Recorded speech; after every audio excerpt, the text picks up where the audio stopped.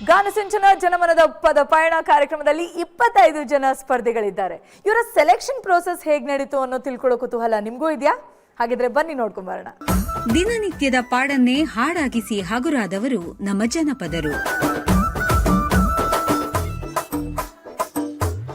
ನೋವು, ನಲಿವು, ಬವಣೆ, ಬೇಸರ, ಬೆರಗು, ಬಿನ್ನಾಣಗಳಿಗೆ ರಾಗದ ಸ್ಪರ್ಶ ಕೊಟ್ಟು ಭಾವನೆಗಳ ಶ್ರುತಿ ಬೆರೆಸಿ ಕಾಯಕಕ್ಕೊಂದು ಕವನ ಕಟ್ಟಿದ ಹಾಡುಗಳೇ ಈ ನಮ್ಮ ಗಾನಸಿಂಚನ.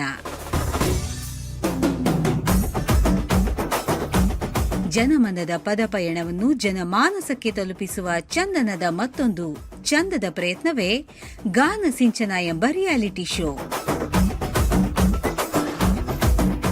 ಚಂದನದ ಆಡಿಷನ್ ಕರೆಗೆ ಓಗೊಟ್ಟು ರಾಜ್ಯಾದ್ಯಂತ ಅದೃಷ್ಟವನ್ನು ಅರಸಿ ಬಂದ ಗಾಯಕರು ನೂರಾರು.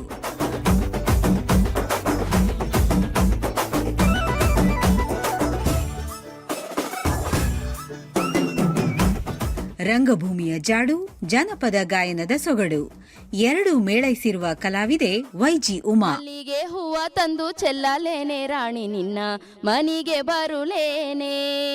ಮತ್ತು ನುರಿತ ಸಂಗೀತ ಸಂಯೋಜಕರಾದ ಆನಂದ್ ಮಾದಲಗೆರೆ. ಆ ತಿಂಗಳಿಗೂ ಚಂದ ನಂಜನಗೂಡು ಗಂಧ ತುಂಬೈತೆ ಗುಡಿಗೆಲ್ಲ ಅವರ ಸಾರಥ್ಯದ ಆಯ್ಕೆ ಪ್ರಕ್ರಿಯೆಯಲ್ಲಿ ಅಂತಿಮ ಹಂತದವರೆಗೆ ಉಳಿದವರು 25 ಜನ ಗಾನಕೋಗಿಲೆಗಳು.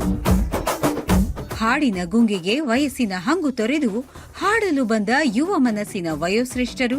ಹಿಟ್ಟು ಮಾಡಿ ಸೊಪ್ಪು ಮಾಡಿ ಎಲೆನಾರೆ ಹಿಟ್ಟೆಕ್ಕದಲ್ಲಿ ಓದೆ. ರ್ಯಾಪ್ ಪಾಪ್ಗಳ ಕಾಲದಲ್ಲೂ ಜನಪದ ಹಾಡುಗಳನ್ನ ಗುನುಗ ಬಯಸುವ ಹುಡುಗ ಹುಡುಗಿಯರು.